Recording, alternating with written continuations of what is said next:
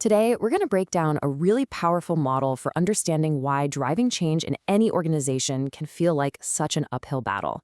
And more importantly, we'll look at how you can actually lead it successfully. So let's just start with the big question every single leader has asked themselves at some point. Why is this so hard?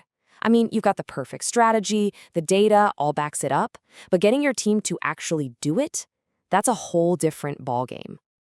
Well, the answer really starts inside our own heads.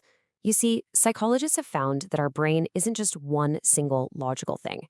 It's actually in a constant state of conflict between two very, very different systems. On one side, you have your rational system. This is your inner strategist, right? It's the part that builds the project plan, analyzes all the data, and thinks about the long-term future. But on the other side, you've got the emotional system. And this is the powerhouse. It's driven by gut feelings, instinct, and let's be honest, the desire for immediate comfort. To help us get a handle on this internal tug-of-war, NYU psychologist Jonathan Haidt came up with a really simple but absolutely brilliant analogy. He asks us to picture a rider sitting on top of a giant elephant. Now, this simple image might not seem like much at first, but trust me, it is the key to unlocking the entire challenge of behavior change. Okay, so the rider represents our rational system. This is the part of your team member that completely understands the new corporate strategy.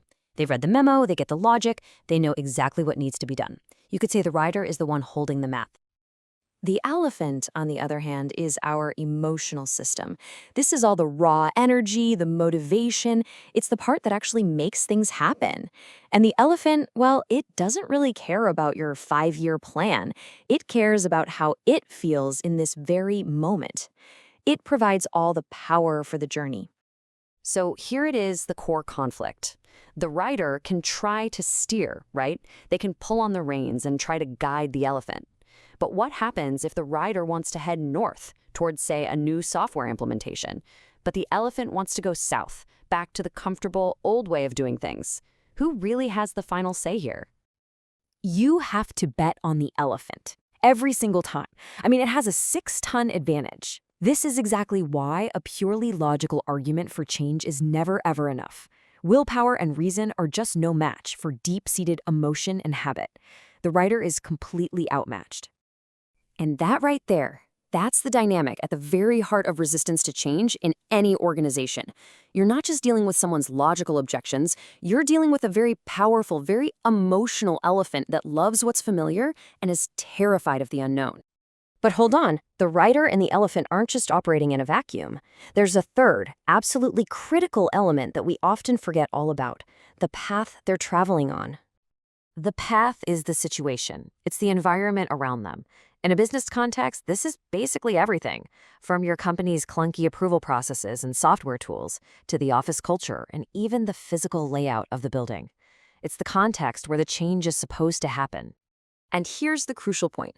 What often looks like a people problem is actually a situation problem. Think about it. If the path forward is rocky and all uphill, even the most motivated elephant is going to give up eventually. As a leader, your job is to pave that path, to make the journey almost effortless. So how do we put all of this together into something we can actually use? Well, this model gives us a super practical 3-part framework for leading any change initiative, whether it's big or small. See, for any change to actually stick, you can't just focus on one of these things. You have to appeal to all 3. You've got to give the rider crystal clear direction, you have to get the elephant emotionally on board, and you absolutely need to make the path as smooth as possible. Okay, so here's your action plan. First, you have to direct the rider. Ambiguity is the absolute enemy of change, so be crystal clear about where you're going. Second, you have to motivate the elephant. Don't just show them a spreadsheet. Help people feel the need for change. Maybe share a powerful story from a customer or connect the work to a much bigger mission. And third, you have to shape the path. Make the new way the easy way. Simplify your process, give people better tools, or just remove that one annoying step in the workflow. Make the new behavior the path of least resistance. So, as you start planning your next change initiative, just ask yourself this. Where's my biggest opportunity? Is it about providing a clearer map for the rider? Is it about tapping into the motivation of the elephant? Or is it just about clearing the path ahead? Because aligning all 3 isn't just a nice strategy, it's how real, lasting change actually happens.